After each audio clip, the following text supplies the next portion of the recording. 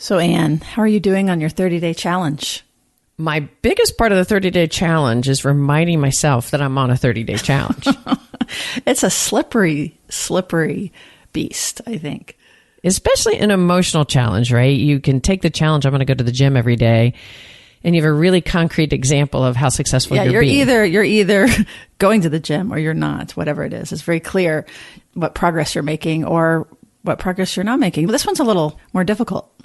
One of the things I've liked about it is literally the act of having an emotional challenge and talking about it. I've talked about it with clients. I've talked about it with friends. And what's been fun is it's really been a positive activation, real positive dialogues around just even the thought of what would the challenge be. That in and of itself, I think, has been really pivotal. Mm-hmm. Yeah, I have been really humbled by the whole experience. You know, I definitely was having this, okay, you and I should be doing this really well because we're the hosts of this podcast and encouraging and leading this challenge. And shouldn't we be models of success? And I can't say that that's actually happening. So I've redefined it to myself and said, I'm going to be a model of success by just being really honest about how freaking hard this is. And I think anybody who's in the depths of it, at least some people will be able to relate to that. Oh, definitely. And it is hard. There's so much distracting us every single day, the activities of what we need to get accomplished and kids. And like, how do you stop and really slow down enough to say, what is the one thing I really know that I want for myself that could build emotional health and security? That's a big topic. So I also we are continuing to have discussions on the Facebook group. We're going to do a few of these during this first 30-day push. But if you're just hearing about this, it's no problem at all. What you can still do is sign up through therapistuncensored.com/challenge.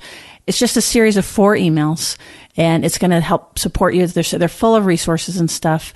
And then, of course, we have that podcast that we just did. So don't feel left out if you haven't started. Guess what? You're not off the hook that easy. If you're hearing this and your interest is piqued at all right, get on the bus.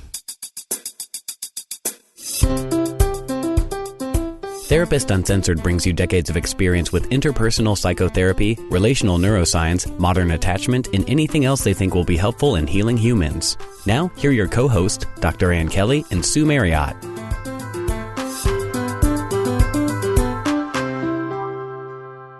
So how do you feel like you've been doing? Like I said, I think it's been harder than I expected on a number of levels. One is I think I picked something, like I was smart in a sense about what I picked because I knew it was like something that if I could change, it would be really pivotal. But I was a bit ambitious, I think, because it's such a deeply held unconscious learning.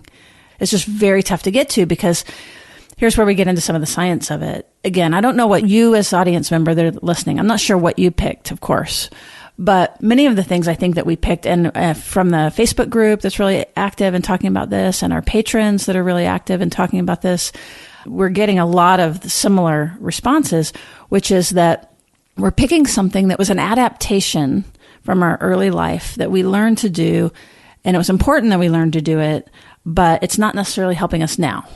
But the problem is because it was laid down in our bodies so early and really without conscious thought that even thinking about it doesn't necessarily change it, or at least not for very long. We can repress it.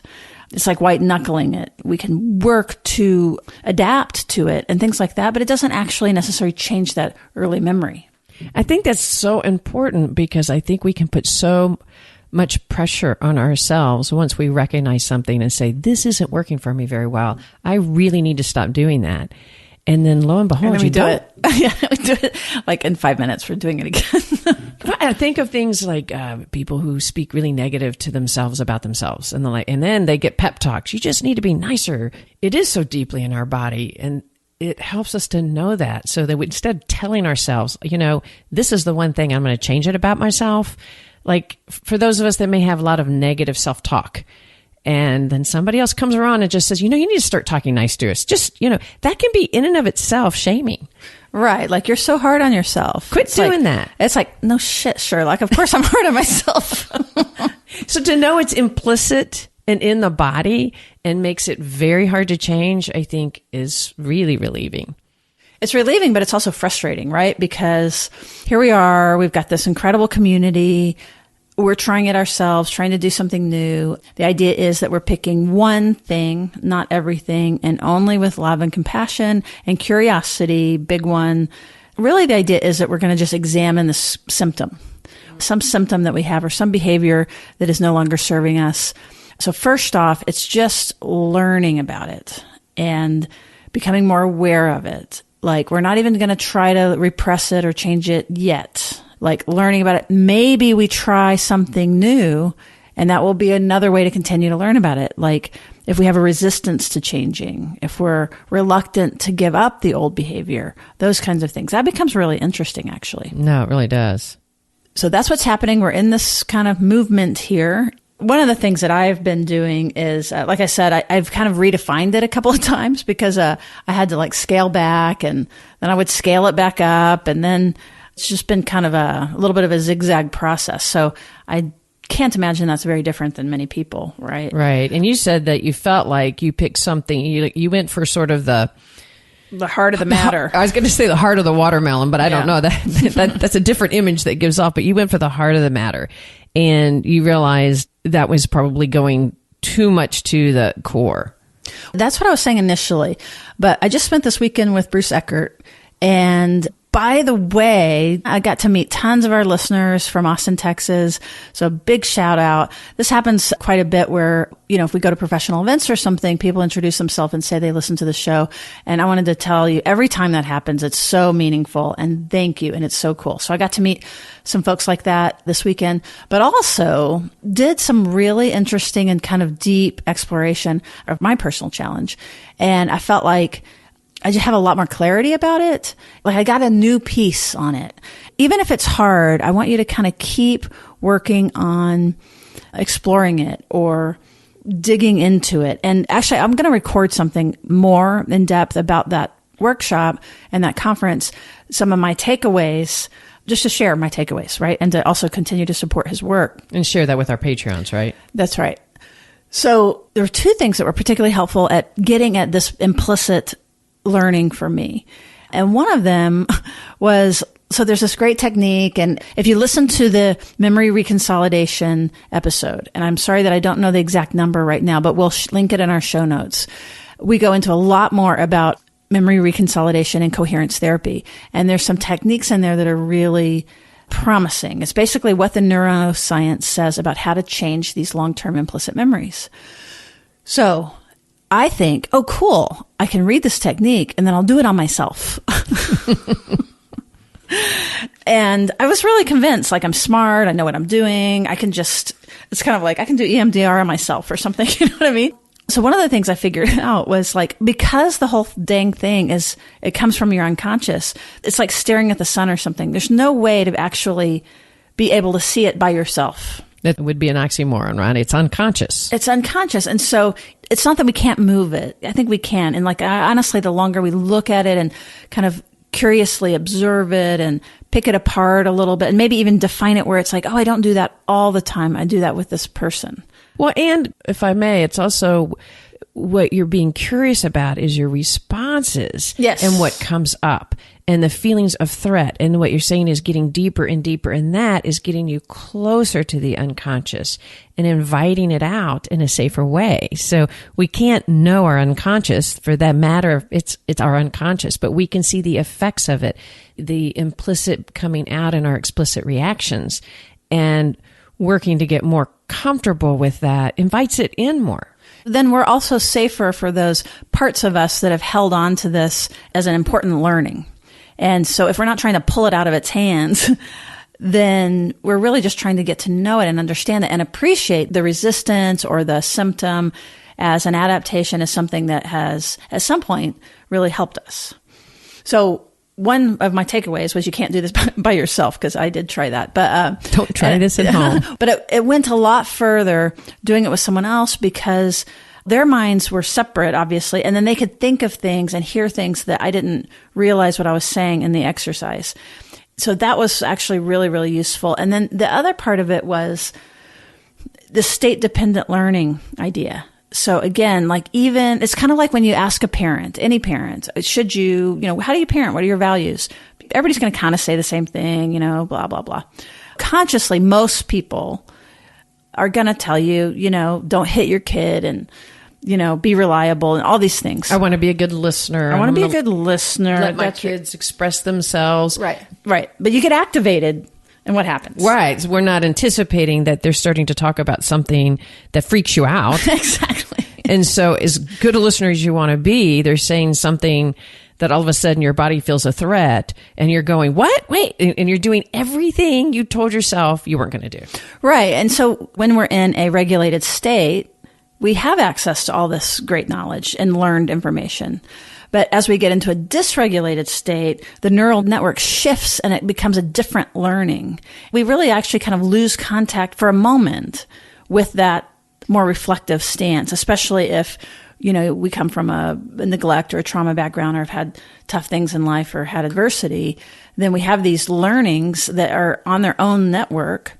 And so that's why, like, I can know two things at one time. Like, I don't hit my kids, but I shouldn't hit my kids. And then I find myself being really hard or rough or, like this example would be actually, being physical with my kid, that those two things can coexist in the same person. And the person is a good person. We're not saying they're a bad person, but we just need to understand that they really are working on two different neural circuits. And the only way to change that symptomatic behavior is to get to that other circuit, which has to do with activation. So we have to be actually feeling the feeling. I didn't actually mean to get into this detail. Do you think this is helpful? Should we keep going in this direction? Yeah, because I think it could relate to people's challenges because what we're talking about is how difficult it is to know what it is you want to shift and how hard it is. And when we're making a challenge, we're telling ourselves we're going to do it. And at that moment, our body is in one state and we mean it and we even have the insight into our implicit. We might know that we were abused by our own father, and we may know that's what's activating us. So the intellectual understanding of that, and what you're saying is the change often needs to be in the activated state. That's exactly right. Because what can happen is this happens to a lot of us is, let's say, I'm scared of people raising their voice because, my father had a rage issue. And so I get that the adult person that's yelling at me, adult now, isn't as threatening as I felt when I was a kid. I can see all that.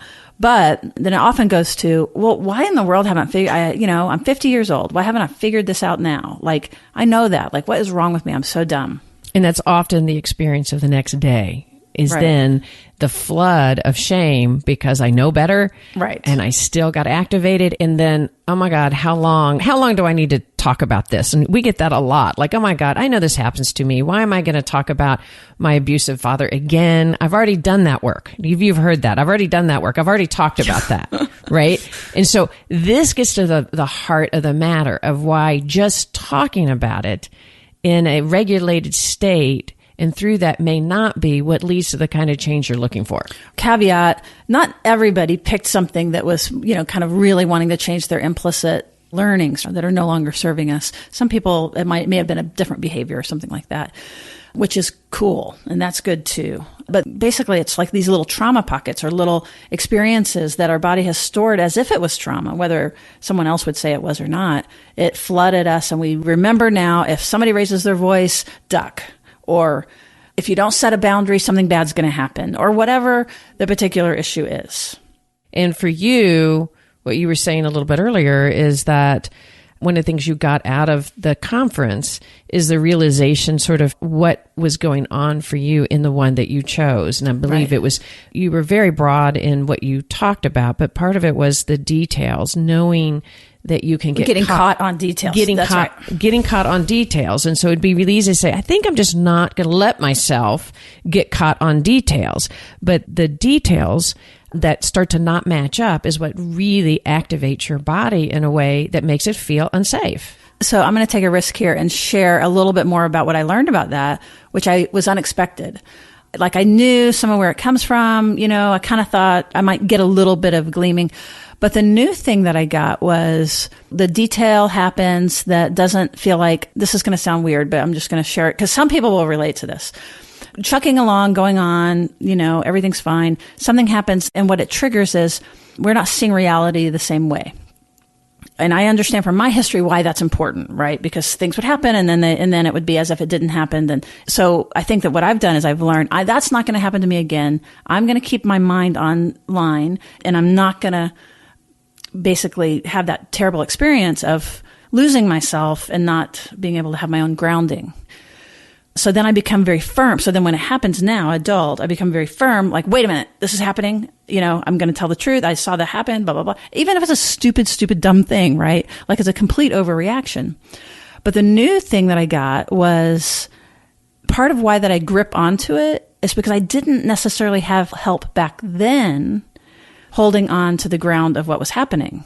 One of my things that I wasn't aware of is that, like, I don't have any sense that anybody's going to help me with this. I'm on my own, so I have to hold on to it. And if I let it go or get flexible, the whole thing goes away. I don't have yet a memory of this particular weirdness of myself having participation in helping the floor stay under me if I'm not the one doing it. Does that make sense? I think what I hear you saying is that if you're focused too much on trying to stop yourself from trying to clarify reality. Right. In some ways, it sounds like you're also then sort of leaving yourself alone, like, okay, I should just be okay with that. And that you connected to that it was being alone with the non-reality that was so terrifying, that's what your body's responding to. Right. And that right now, sort of the recognition of needing help, that not being alone. So aloneness is the implicit trigger. If I'm going to hang on to my mind when somebody's telling me something didn't happen when it did, I don't have any internal implicit memory of being helped with that, right? So the way a survival thing is to just like, well, at the time it was to let myself sort of dissolve into like, okay, it didn't happen or whatever. Like, just like, okay, we're going to just have breakfast the next morning and everything's fine and, whatever. And that was adaptive and that was smart. But in my life, I've worked really, really hard to not have that happen. So that the new thing is that when that happens, one, and this is the part I already knew, is I know that I don't have to be that reactive to it. When our realities aren't matching up, it's fine. It's not like, so what? So I learned more about my steadfastness in it and why that it became like it felt a little bit more urgent to make sure that not that I had to control the reality. It doesn't have to be my way, but at least that I can feel that we're both seeing the same thing, even if we're seeing it differently. That's the weird thing. The next thing was part of why that I get so stiff about it is because it doesn't even occur to me that someone else would be there to help with that, to say like, oh, you can relax and I'm going to make sure that the floor stays up under, even if things get confusing or what have you. Yeah, that somebody could be there with you in it. And in fact, the more alone, that's new. Right, and the more alone and scared you feel and the more desperate your body feels, it may inadvertently keep people from being able to be there. Totally. Right? Because right. I don't even know to look for them. Right. That's not my reality. And that can go back and forth. And knowing that the reality, while important, is not the core. What the core is that somebody can help you. Exactly. And that somebody could be there. Right. And it's not all up to me to hang on to that sort of thing. So that was cool. So I'm sure I'm still going to do it. I don't know. But that was an example of me kind of really trying to dig in and work on it. So we'll see. I'll kind of keep y'all posted of if that made any change or not, but I'm hoping so. And I'm going to get it to sink into my unconscious self, some of these new learnings that like, in other words, we're trying to move from the ways that we adapted and survived to this new secure way of relating, which is that, even if I'm not the one hanging on to things, somebody else will be there to help, that kind of stuff.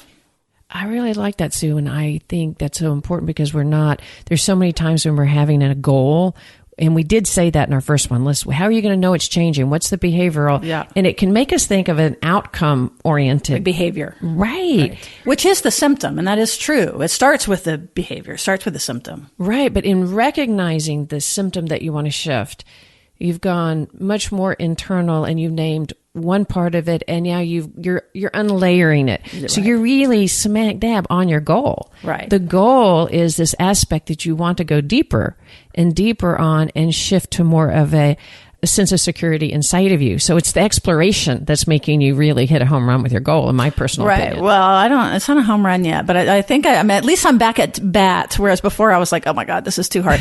Because no matter how much I was thinking of it, like, if I even thought of the thing that would trigger me, I could still get a little activated just even thinking about it. Anybody that has something like that, I want you to look for those things where that, like, you know that the TV channel's right, you're seeing something correctly, but the volume is like, wah, really loud. That's a sign that there's something there that's caught or that has the hitch that could be unwound. Right. And the reason I'm going to reiterate that it is a home run, because we think of the home run as sort of the end goal, but that I want to really dissuade anybody from thinking about that. It isn't the end goal. It's the journey. And so what I feel like you've done, and you've been so authentic with our listeners, is shared your journey, and your journey is going deeper and deeper. So often we get so frustrated that we haven't accomplished our goals, but it's the journey and the goal that you are definitely accomplishing. You've taken some layers off, and you've taken a risk to go deep. Grateful for you to share that with me and our listeners. Oh, well, thank you. And it's a good sign that it feels fine. It feels very shareable and hopefully relatable. I know people don't have that specific weirdness, but we all have something. And so I know many of you listening now have that thing that you're working on. So I just happened to have been at this workshop and really knew that I wanted to work on that. You can find out more about that particular technique with, again, that is Bruce Ecker and coherence therapy. But you don't even have to do that particular kind of therapy. Any kind of work where that it's interpersonal and that you're getting activated and then you're having a new learning. That's the really shorthand of it. We have been contacted by a couple of people of like, oh, wow, this is pretty tough. This would be maybe a really good opening to, if you're not already in therapy, or if you want to resume therapy, or if you want to deepen your therapy. We're not therapy fanatics, even though we're therapists. If you notice, we don't really refer people that much to therapy. But for something like this, if you're struggling, Psychology Today has a really good resource guide you can put, if it's trauma informed or attachment informed. You can do these really specific searches in your area. And then we also have goodhelp.com for online therapy if you're in an area that doesn't have someone close by, or for any reason that it's not cool culturally or even financially. It makes it much more accessible to do online therapy. And that is an interpersonal experience and way better than not having it. And the thought of seeking therapy or help because you're wanting to deepen security inside yourself and build relationships, not because you think you're messed up and need to be fixed. I really want to emphasize that, because this stuff is exciting. I mean, at least for us, we're nerds in this. It's so exciting when we get something and we feel like we're growing and building. And I hope it's a motivator and not, oh my gosh, I got to go change this bad thing about ourselves. We said maybe a bad habit, but what it is, it's something that we're doing that's not really what we want to be doing. And we're going to build muscles. I literally think of it as building muscles to activate more of what we want in the world. That's right. And if we're too comfortable, that's never going to happen. But we also need to be comfortable enough. So It's really funny. New learning you have to have some distress to activate your system to know that it's important, new.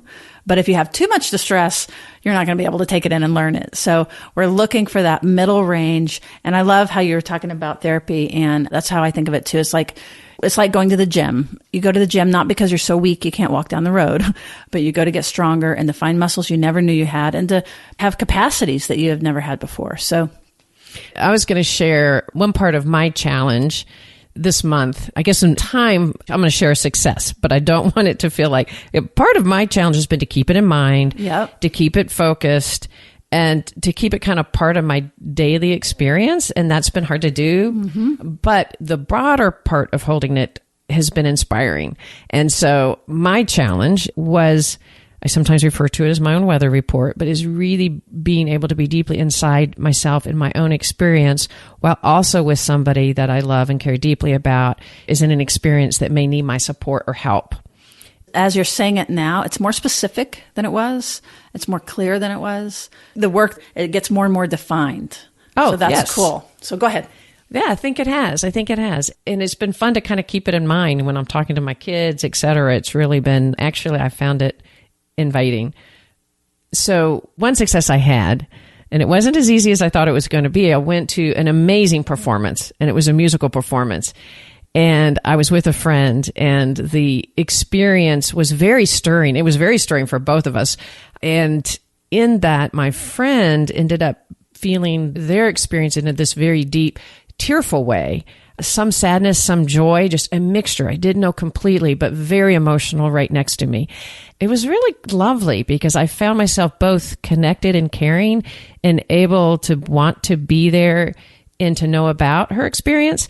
And then at the same time, remembering my challenge, it could have been easy for me to be more focused on her experience than my own during the process. That would have been so easy because it was more explicit right there. There was tears and so it was so easy to get drawn that way. And I wanted to, and I could have done that and been extremely happy with the whole experience. But I remembered my challenge. And so while being there, I also then slowed down and took in my separate experience of the performance and the music and ended up sort of leaning forward and really taking that in at the same time, which was this really active, vivacious joy that I was having by experiencing music. The room was full of people. I could look around and see all their smiles, and they were impacted by the music, and I was too. So there was this deep shared experience and a lot of joy. And I was really able to stay in my own experience of excitement and vivaciousness while not completely knowing what was going on with my friend, but feeling connected to it. So when I left, really felt that as a success of mine. Oh, that is wonderful. I think that's total success because you could feel the activation a little bit, and then you were able to experiment and do something different and hold on to yourself. And it went well. Nobody died, and nobody, you know what I mean? Whatever our fears are about what happened. And it was and we left just having this amazing experience. It was the best night, and I could hear all even more deeply about what all was going on, which is a myriad of emotions for her, and share mine. And it felt very separate rather than my being so focused on her experience because it was so explicit. Okay, guys, we're going to keep popping on occasionally, a little bit more during this time to offer support. Remember, there is the email support. If you go to therapistuncensored.com/challenge, you'll get just a short series of emails just about this and lots of resources. We're packing lots of resources into that.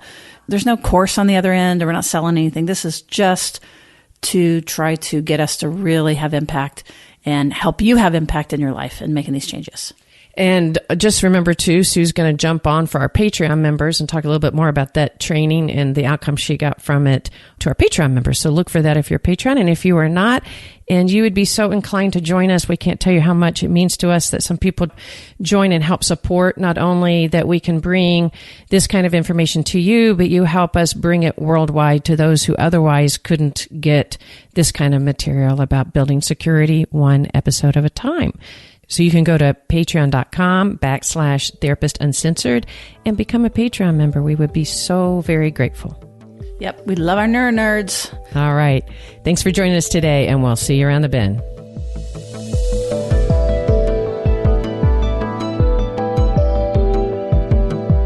Therapist Uncensored is Ann Kelley and Sue Marriott. This podcast is edited by Jack Anderson.